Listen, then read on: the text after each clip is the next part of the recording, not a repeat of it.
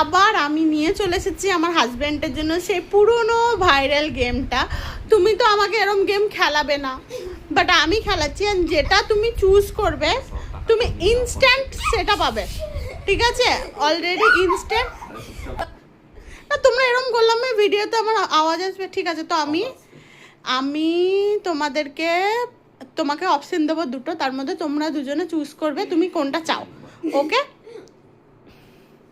আর যেটা তুমি চুজ করবে সেটা তোমাকে আমি এক্ষুনি গিফট দেব, ওকে? দেখো পাগলের মুখগুলো দেখো।